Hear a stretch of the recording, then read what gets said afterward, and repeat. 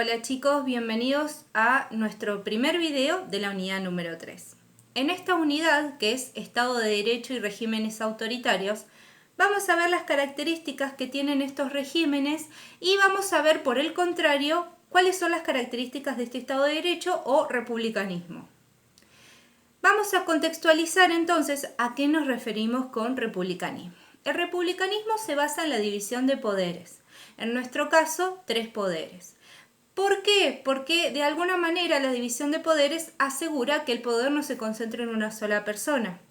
Si el poder se concentra en una sola persona, de alguna manera estamos en peligro de que, si vamos a la vara democrática de la clase pasada, esto se convierta en un autoritarismo, que lo vamos a ver más adelante.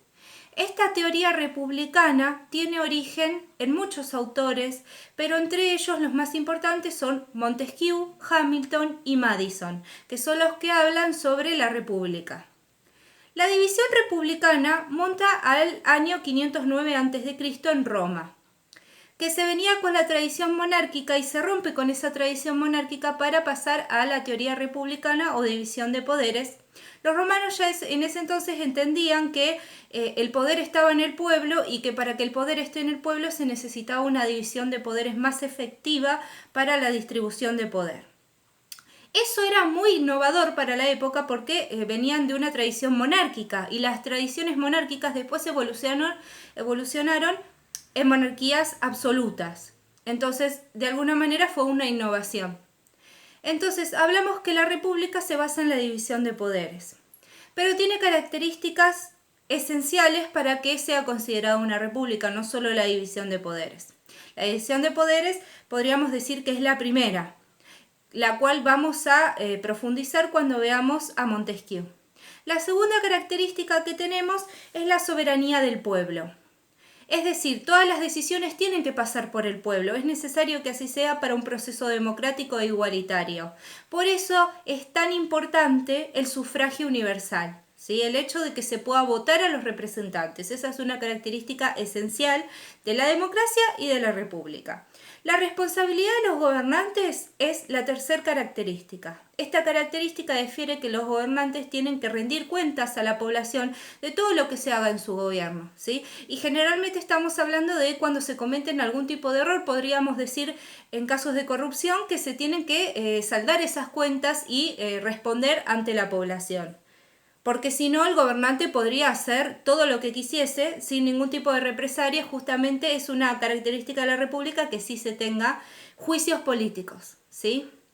La cuarta es la igualdad ante la ley. Todos somos iguales, no hay ningún tipo de beneficio para nadie, ¿sí?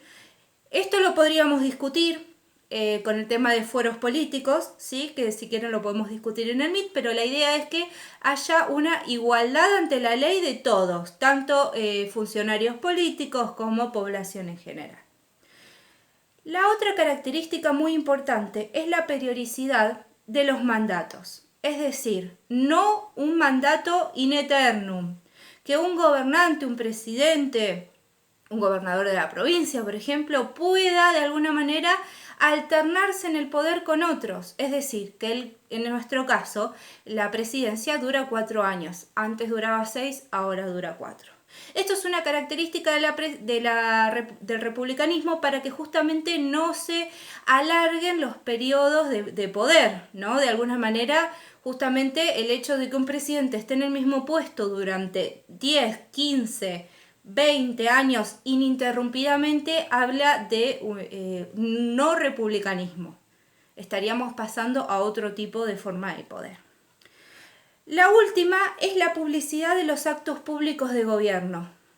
Sí, esta es una característica del republicanismo, ¿sí? Que se publicite y se dé a conocer en los medios masivos de comunicación cuáles fueron las últimas acciones del gobierno. Para esto, cada gobierno depende de medios de comunicación públicos que dan pauta y medida a todos estos canales de comunicación. Cuando nosotros vemos en la televisión una propaganda y dice, en muchos casos, gobierno de la ciudad, gobierno de la provincia de Buenos Aires, presidencia de la nación, esto es una característica de la república justamente, ¿no? Que haya canales de comunicación que den a conocer a la población en general cuáles fueron las decisiones, tomas de medidas, leyes, etcétera, o cuestiones que se quieran comunicar, como por ejemplo actualmente con el coronavirus, ¿sí?, de parte del gobierno. Estas son las principales características del republicanismo. Vamos a ver más adelante que vamos a ver la división de poderes y la teoría de Montesquieu, que es lo central del republicanismo. Cómo comenzó la división de poderes y cómo fue mutando a como la conocemos hoy en día. Espero que se haya entendido y lo vamos a profundizar en el Meet seguramente. Les mando saludos.